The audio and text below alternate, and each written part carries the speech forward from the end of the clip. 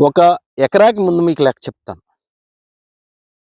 అది చెప్పే ముందు మీరు 10 ఎకరాలేసినా, 30 ఎకరాలేసినా దీని నుంచి ఆయిల్ తెచ్చే యూనిట్ మాత్రం మీరు సొంతంగా పెట్టుకోవాలి. Oil unit 6,00,000 ఖర్చవుద్ది. ఒక యూనిట్ పరిధిలో 30 ఎకరాలు సాగు చేయొచ్చు. ఒక యూనిట్ పరిధిలో 30 ఎకరాలు సాగు చేసినట్టయితే ప్రతిరోజు 10 మంది లేబర్‌కి పనుంటది. ప్రతిరోజు మన యూనిట్‌కి పనుంటది. నెలలో 4, 5 రోజులు సెలవులనుకున్నా, ఆదివారం ఒకరోజు సెలవిచ్చినా 25, 26 రోజులు పనుంటది. అలా కాకుండా 20 ఎకరాలేస్తే 10 రోజులు గ్యాపొచ్చేస్తది నెలలో. 10 ఎకరాల్లో ఏసినట్టే 20 రోజులు యూనిట్‌కి గ్యాపొచ్చేస్తది. ఇది సిస్టమ్. ఒక ఎకరానికి అయ్యే పెట్టుబడి వివరాలు అందిస్తాను మీకు.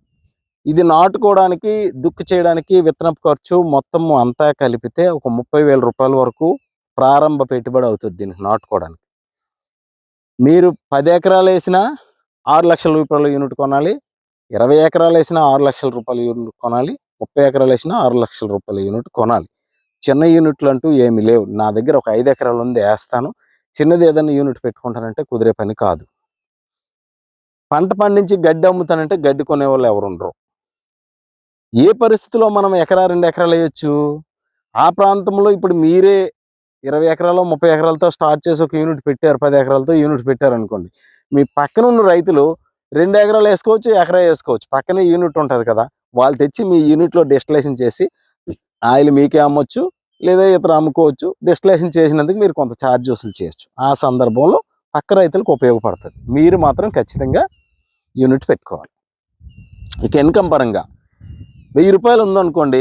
3 టన్నుల గడ్డి ఒక పంటకొచ్చిందనుకోండి. 30 లీటర్ల ఆయిల్ వచ్చిందనుకోండి. 30,000 అవుతది.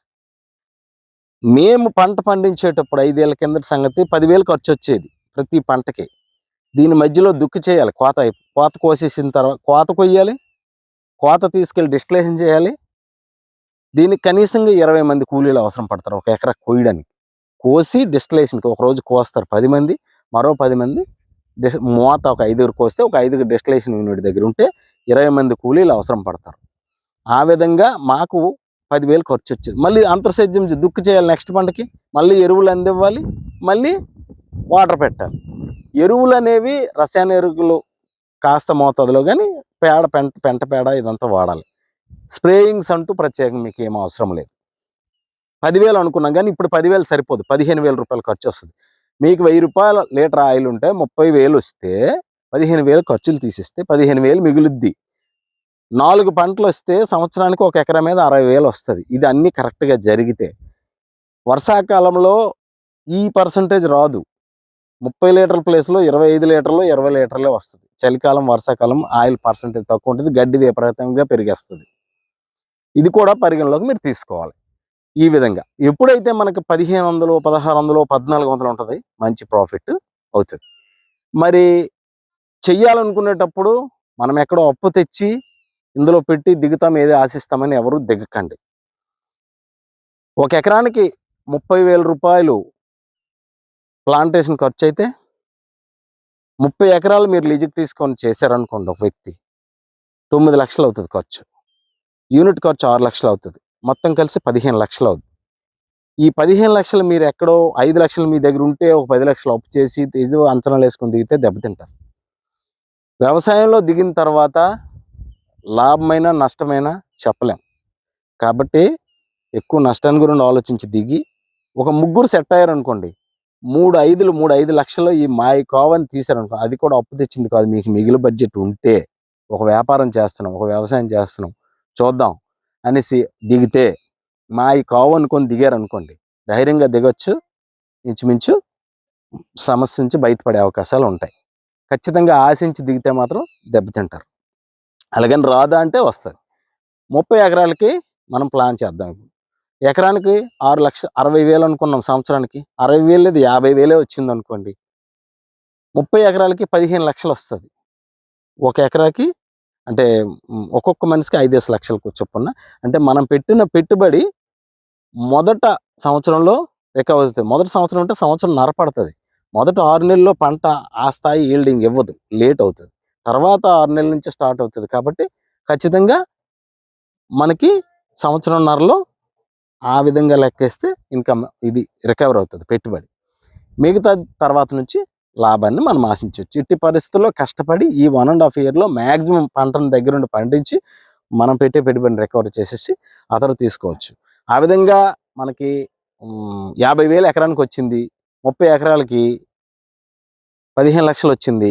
మనిషికి 5,00,000 చొప్పున మిగులుతుంది. ఫస్ట్ టైమే ఇన్వెస్ట్‌మెంట్ అవుద్ది. అదే మీ టైం బాగుంది. 15,000 అంటే 1,500 అయింది, 1,400 అయింది, 1,600 అయింది. ఇంకా మంచి ఇన్‌కమ్ కలచూడొచ్చు. ఇది సిస్టమ్. లేబర్ అందుబాటులో ఉండాలి. లేబరు ఖచ్చితంగా మీరేదో ఇది ఇలా కనిపిస్తుంది కదా! మన రేపర్ ఉంది. కోత మిషన్ చిన్నది. దాంతో కోస్తాం, దీంతో కోస్తాం, ట్రాక్టర్‌కుంటే రేపర్‌తో కోస్తాం అంటే చాలామంది ప్రయోగం చేసి ఫెయిల్ అయ్యారు.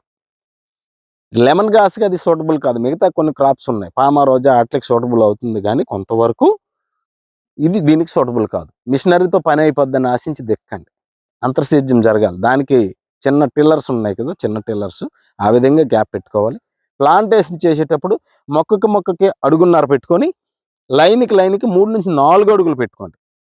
మొక్కకి అడుగున్నర పెట్టుకొని లైన్‌కి 4 అడుగులు పెట్టుకుంటే మీరు అంతర్సేద్యం చేసేటప్పుడు చిన్న టిల్లర్స్ మధ్యలో నుండి నడుస్తాయి. కాబట్టి ఆ విధంగా ప్లాన్ చేయండి. దీనికి ఎటువంటి చీడపీడలు అంటూ ఏమి రావు. దీనికి స్ప్రేయింగ్స్ అంటూ ఏం అవసరం లేదు. మామూలు సంవత్సరానికి 2 సార్లు మంచి పశువుల పెంటగా వేయగలిగితే రసాయన ఎరువులు కూడా ప్రతి పంటకు అవసరం లేదు. రసాయనిక ఎరువులు ఎక్కువగా వాడేటప్పుడు లెమన్ గ్రాస్‌లోనున్న సిట్రాల్ పర్సెంటేజ్ తగ్గి క్వాలిటీ తగ్గుద్ది. పశువుల పెంటతో పండించేటప్పుడు మంచి క్వాలిటీతో గోల్డ్ కలర్‌తో ఆయిల్ వస్తది. రసాయన ఎరువులు పండించినప్పుడు కొంచెం క్వాలిటీ తగ్గుద్ది.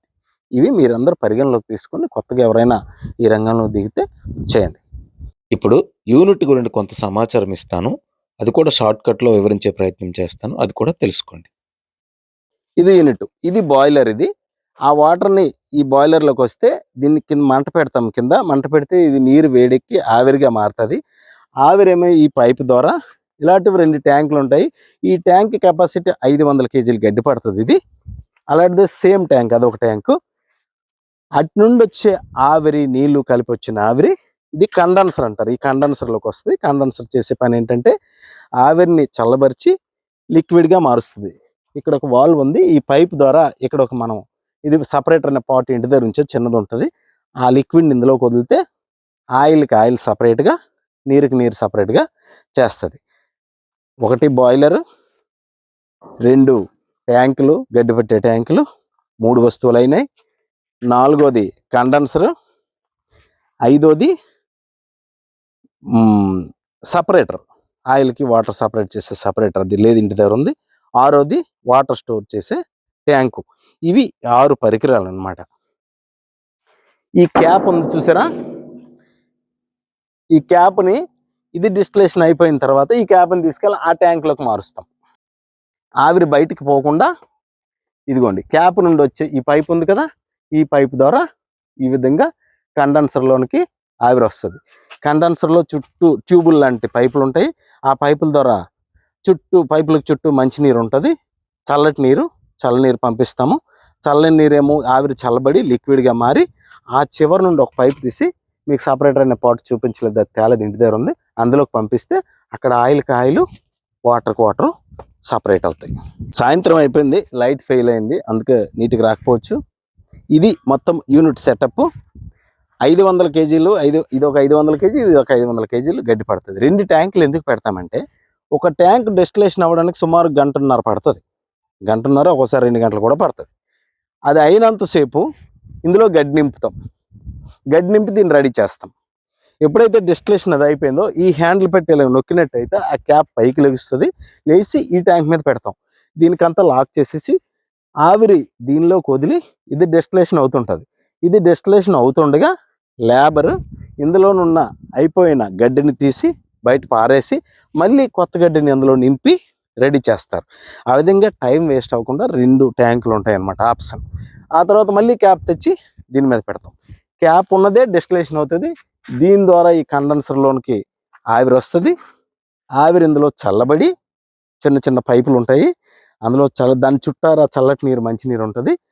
సపరేట్ ఆ ట్యూబ్లోకి వెళ్తుంది, చల్లబడి లిక్విడ్గా మారి ఆ లిక్విడ్లో నీరు ఉంటుంది, ఆయిల్ ఉంటుంది. 2 కలిపి సపరేటర్ అని ఒక పరికరంలోకి వెళ్ళి దేనికది డివైడ్ అవుతాయి. ఈ మొత్తం యూనిట్ సెటప్ మీకు 6,00,000 రూపాయలు అవుతుంది. ఇక ఈ యూనిట్ రన్ చేయడానికి ఎటువంటి పవర్ గానీ, గ్యాస్ గానీ, ఇతర బొగ్గు గానీ, ఇతర ఇంధనం ఏమీ అవసరం లేదు.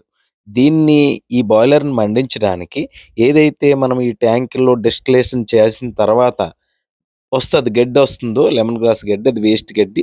దాన్ని ఆరబెట్టుకొని కుప్పలుగా పోసుకొని ఉంచుకుంటాము. ఆ గడ్డితోనే ఈ బాయిలర్‌ని మండిస్తాం. మండించి బాయిలర్‌లోనున్న వాటరు ఆవిరిగా మార్చి మనము దానికి ఇంధనంగా ఉపయోగిస్తాం.